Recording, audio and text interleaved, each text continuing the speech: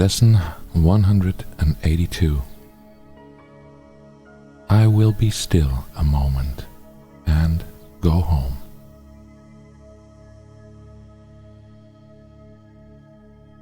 This world you seem to live in is not a home to you. And somewhere in your mind, you know that this is true. A memory of home keeps haunting you, as if there were a place which called you to return, although you do not recognize the voice, nor what it is the voice reminds you of. Yet still you feel an alien here, from somewhere all unknown. Nothing so definite that you could say with certainty you are in exile here. Just a persistent feeling, sometimes not more than a tiny throb, at other times hardly remembered, actively dismissed, but surely to return to mind again.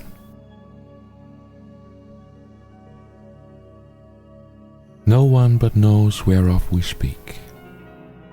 Yet some try to put by their suffering in games they play to occupy their time and keep their sadness from them. Others will deny that they are sad and do not recognize their tears at all. Still others will maintain that what we speak of is illusion, not to be considered more than but a dream. Yet who, in simple honesty, without defensiveness and self-deception, would deny he understands the words we speak? We speak today for everyone who walks this world, for he is not at home. He goes uncertainly about in endless search, seeking in darkness what he cannot find, not recognizing what it is he seeks. 1,000 homes he makes, yet none contents his restless mind. He does not understand he builds in vain. The home he seeks cannot be made by him. There is no substitute for heaven. All he ever made was hell.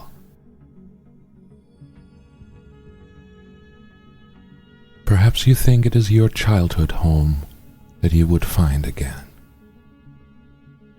The childhood of your body and its place of shelter are a memory now so distorted that you merely hold a picture of a past that never happened. Yet there is a child in you who seeks his father's house and knows that he is alien here. This childhood is eternal, with an innocence that will endure forever.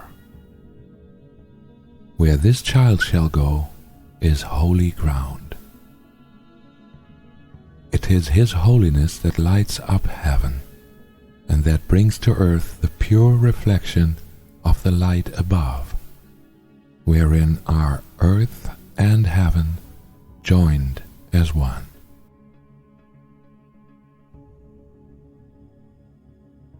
It is this child in you your Father knows as his Son. It is this child who knows his Father.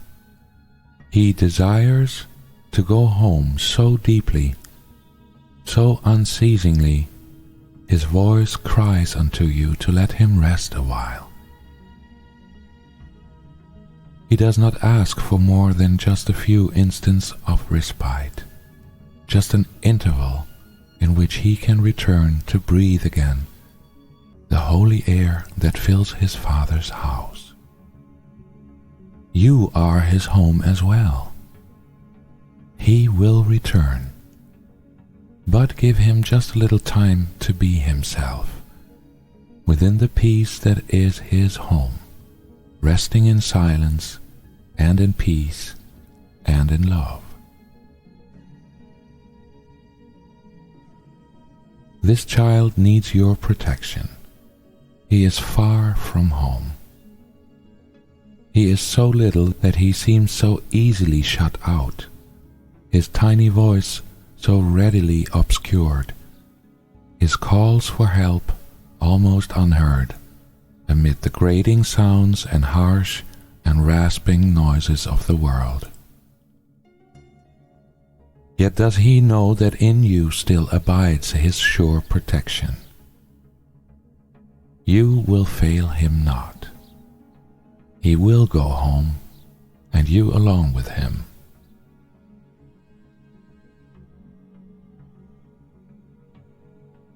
This child is your defenselessness, your strength. He trusts in you. He came because he knew you would not fail.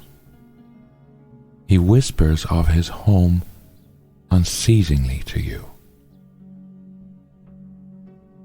For he would bring you back with him, that he himself might stay and not return again where he does not belong, and where he lives an outcast in a world of alien thoughts. His patience has no limits. He will wait until you hear his gentle voice within you, calling you to let him go in peace along with you to where he is at home and you with him.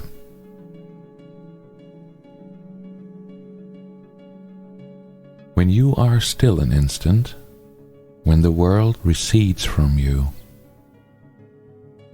when valueless ideas cease to have value in your restless mind, then will you hear his voice. So poignantly he calls to you that you will not resist him longer. In that instant he will take you to his home, and you will stay with him in perfect stillness, silent and at peace, beyond all words, untouched by fear and doubt, sublimely certain that you are at home. Rest with him frequently today, for he was willing to become a little child that you might learn of him. How strong is he who comes without defenses, offering only love's messages to those who think he is their enemy. He holds the might of heaven in his hand, and calls them friend, and gives his strength to them, that they may see he would be friend to them. He asks but that they protect him, for his home is far away, and he will not return to it alone. Christ is reborn as but a little child each time a wanderer would leave his home. For he must learn that what he would protect is but this child, who comes defenseless and who is protected by defenselessness. Go home with him from time to time today. You are as much an alien here as he.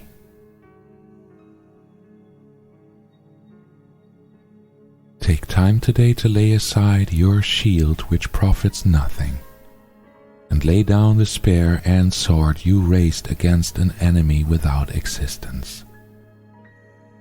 Christ has called you friend and brother. He has even come to you to ask your help in letting him go home completed and completely. He has come as does a little child who must beseech his father for protection and for love.